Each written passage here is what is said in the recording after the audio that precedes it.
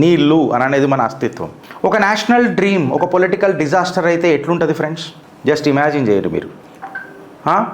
ఇది ఎట్లయిపోయిందని అంటే పోలవరం ప్రాజెక్ట్ ఇవాళ ఎట్లయిపోయిందని అంటే యావత్ భారతదేశంలో India's costliest swimming pool Hyderabad అని చెప్తే పోలవరం ప్రాజెక్ట్ అని చెప్తారు. నేను సర్కాస్టిక్గా మాట్లాడతలే, హకీకతే మాట్లాడుతున్నా. కొంచెం వ్యంగ్యంగా అనిపించవచ్చు మీకు. ఇవాళ భారతదేశపు అత్యంత కాస్ట్లీయెస్ట్ స్విమ్మింగ్ పూల్ హైదరాబాద్ అని అంటే పోలవరం. 56,000 కోట్ల మెగా డ్యామ్ కట్ చేసి సీన్ చేసి చూస్తే ఏమున్నది ఫ్రెండ్స్ అని అంటే లీకులు, లీగల్ నోటీసులు, ఇంకా కరెక్ట్గా చెప్పాలని అంటే లాపతా లాజిక్లు.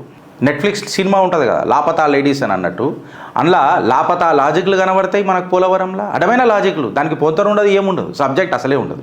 ప్రాజెక్ట్ ఏంద్రా అంటే లీకులు. అచ్చా కాగితాలు ఏం చూస్తున్నాయి అంటే అన్ని లీగల్ నోటీసులు తప్ప మనకి ఏం కనబడాయి. మళ్ళీ ప్రాజెక్ట్ ముఖ్యేంద్రాబాయ్ గర్భమేంద్రాబాయ్ అని అంటే 56,000 crore mega dam project. 56,000 crore dam project. Girish మళ్ళీ నువ్వు ఏం మాట్లాడుతున్నావు అని అంటే ఇది ఇండియాస్ కాస్ట్లీయెస్ట్ స్విమ్మింగ్ పూల్ అని చెప్పి మాట్లాడుతున్నారు.